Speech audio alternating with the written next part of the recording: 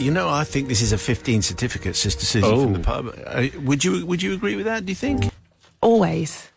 What's that? Oh, there it is. Slightly delayed. Albinoni hesitancy there. But he kicked it in the end.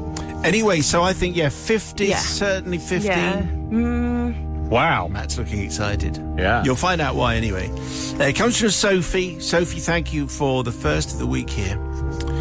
Father Simon and the Ever-Forgiving Collective. My story is from around 10 years ago. My husband, Steve, had been suggesting for some time that we should try out, how can I put this, getting an all-over suntan. Okay.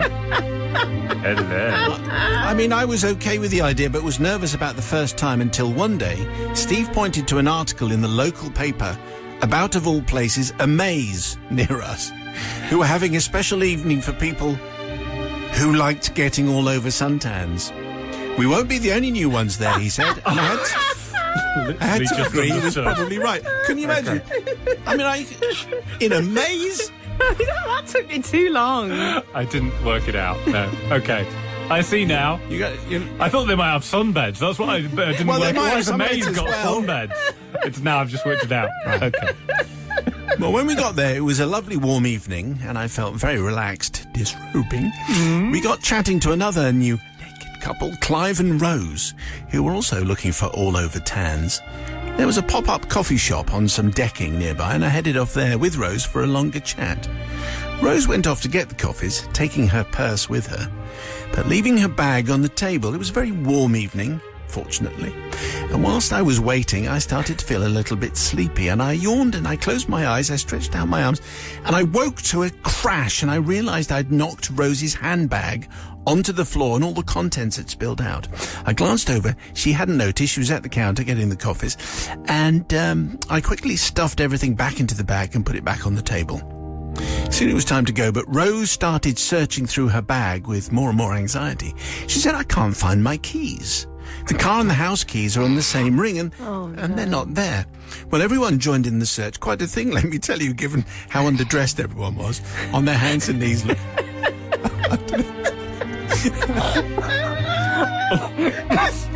I can only pray that this is not going in the direction I think it's going. Eventually, a glint was seen under the floor in the gap between... Thank goodness for that. The decking planks. A torch was produced, and though who knows from where. Sure enough, the keys were there. We could see them under the decking planks. They must have fallen through the gap when I knocked the bag over. Yes. Oh, of course. But it was a mystery. Despite best efforts, the decking planks would not move, and it was decided they would have to wait for someone with tools in the morning. Really.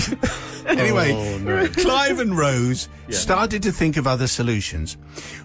Clive speaking out, we left a spare house key with our neighbour in case we got locked out. If we got that, there's a spare car key in the house. Problem solved, I said. We'll give you a lift home to get the key and then bring you back here to pick the car up. Snag is, said Rose, our clothes are locked in the car. Oh, no. We were, in case you'd forgotten, in the altogether. We can hardly go back naked. No. We hatched another plan. Clive would ring the neighbour up, give some excuse as to why they couldn't pick up the keys themselves, and say my husband Steve, their new friend, would come and get them. Because we had access to our clothes. Well, Clive was on the phone for several minutes because we'd hatched this plan that Clive would ring up, give this excuse, and say that Steve would come and get them. And Clive was on the phone for several minutes, and I could hear him say, "There's really no need. Well, if you're sure."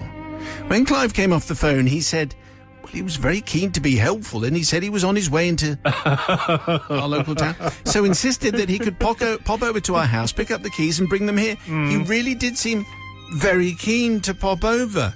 So we agreed that my husband Steve would go to the gate, fully dressed, and pick the keys up from him, saying that Clive was still busy trying to get into the car. Yeah. As he left, Rose said, please don't say anything about what this evening is and the kind of people that are here, because we'll never hear the end of it. Well, Steve came back a few minutes later with the keys, but looking slightly awkward. What is it? Asked Rose.